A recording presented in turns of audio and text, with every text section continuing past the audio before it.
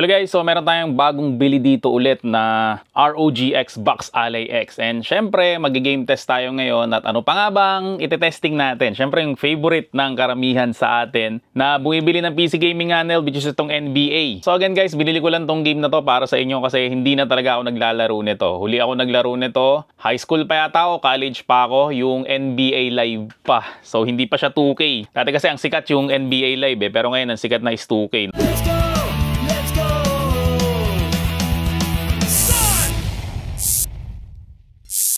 So play lang natin siya. So ito na lang yung offline kasi nga hindi naman ako naglalaro talaga nito.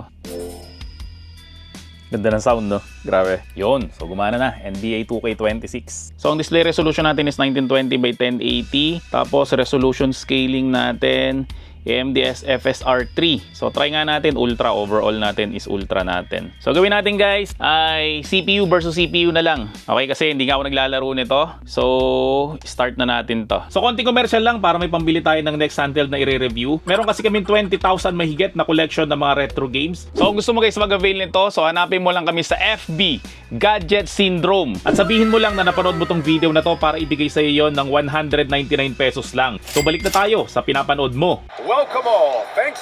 A look at Indiana's starting group. Halliburton and Nembhard. So guys, CPU versus CPU na lang tayo kasi again, di naman ako naglalaro nito. And it's Neesmith in at the 3. Okay, so tingnan na lang natin. Request to ni Dustin. So broadcast camera raw yung settings natin. Tingnan ko ako naka-broadcast camera to. So camera, ayan, naka-broadcast naman siya.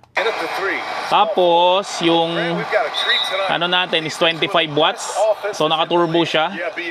Tapos naka-ultra settings yan. So ibig sabihin guys, lahat sagad. Yan yung pinakamagandang graphics na makukuha natin dito. Hindi ko lang guys inon yung ray tracing kasi ewan ko ba, medyo hirap talaga doon ng mga handheld eh sa ray tracing.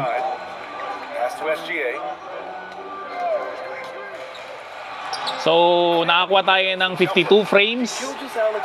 Ganyan yung nakukuha natin.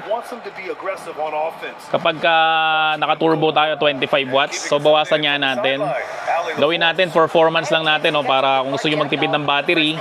So, 17 watts. Tingnan natin kung ano yung performance niya. Kapag 17 watts lang siya. So, 43 frames.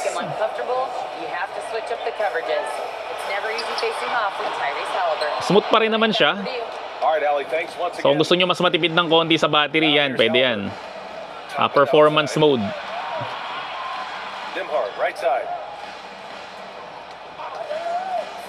So again, gamit natin ROG Xbox Ally X. Yun, nice.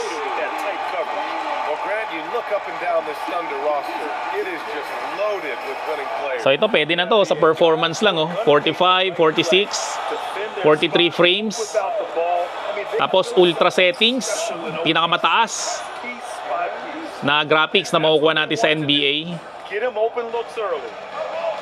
For Oklahoma City, they've gone 2 of 3 from the floor. Williams looking around, back to Gilgeous-Alexander. Over Halliburton. Siakam pulls down the board. Well, he got the shot he loves, and the defense should honestly be relieved. He didn't punish them for being a little bit soft there in the mid-range. Now here's Halliburton. This shot by Nembhard, no good. And he almost... Ganda nga ng camera angle, no? Parang nanonood talaga ng live. From deep. That one's good. Nice. And so Gilgeous-Alexander with the assist. So Dortch got 5 points. Well, the defense was a little soft right there, and it made it a practice shot. Back to Halliburton. Top and outside. For 3. And Tyrese Halliburton with a 3. Puro tres Sa totoong NBA, puro tres na ngayon eh. Sa NBA 2K, puro tres rin eh. These teams are just battling. Now here's Holmgren. Trying to come right back with a 3 of his own, but it's no good. Siakam outside. Nembhard for 3. And it's Shai Gilgeous-Alexander with the rebound. Well, the defense should consider themselves lucky there because he's not usually one to miss those kinds of looks. Pass to Holmgren. Back to Gilgeous-Alexander. Offline with a 3. Indiana has gone just 2 for 6 from the arc here in the first. Here's Halliburton. Outside Neesmith. Clock at 6. So nice passing by Indiana. Uy, tira na. Here's Toppin. Oh, and Oh makes it man, with the galing. kiss.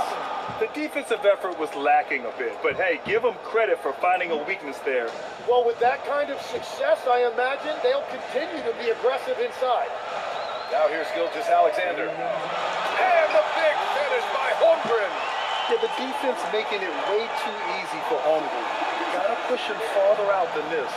Tim, watching Chet Holmgren, he brings a lot to the table. Well, absolutely, Brian. He's got a Time out wingspan pa. of 7.5 feet, but Natin yan. still has touch from deep. It's really something to marvel at. Chet is redefining what a stretch big can be in the NBA. So Oklahoma City ends up going with a new group. Now McConnell, outside Matherin. Inside. And he caught that pass in full stride on his way to the big slam. He may give up a little size, but has the bounce to hold his own. Wallace with it. Outside Joe. There's the three. Counted from distance. Yeah, everybody will remember the bucket, but how about that pass to set it up? McConnell finds Matherin. Here's Shepard, covered by Joe. Out of bounds in the Oklahoma City Okay. ball. So yung last minute, sagad na natin yung settings natin, no? So 25 watts natin ulit. Making a switch here. Para Williams is checked in. sobrang And the smooth Pacers talaga also nito. making a change. Siakam's checked in. Yan, tumataas na yung frames. For Oklahoma City, they've gone 5 of 9 from the floor. Nice. Williams' shot is good. That is a great inbound play design. Ang And ganda ng flawless graphics, to. Pacers trail by Saya. 4. McConnell passes to Siakam. Siakam draws the double. Fires the 3. Caruso grabs the board. So kung NBA ang lalaruin mo guys, yung gawa ng AMD na processor ang gawin mo, Z2 Extreme, kasi sa Intel meron siyang issue eh. Pero hindi ko alam ngayon kung may issue pa rin siya eh. Sabi may patch na raw eh. Terrific dunker. Dati kasi nag-error, naghahang siya doon sa Intel ng MSI Clo. Yan, so matatapos na yung ating testing, no? So kung nagustuhan mo naman tong testing na to, syempre huwag mo na makakalimutan mag-subscribe dito sa channel ko. I-like mo na rin tong video na to, i-turn on mo na rin yung notification bell para like updated sa mga vlog ko about sa mga gadget.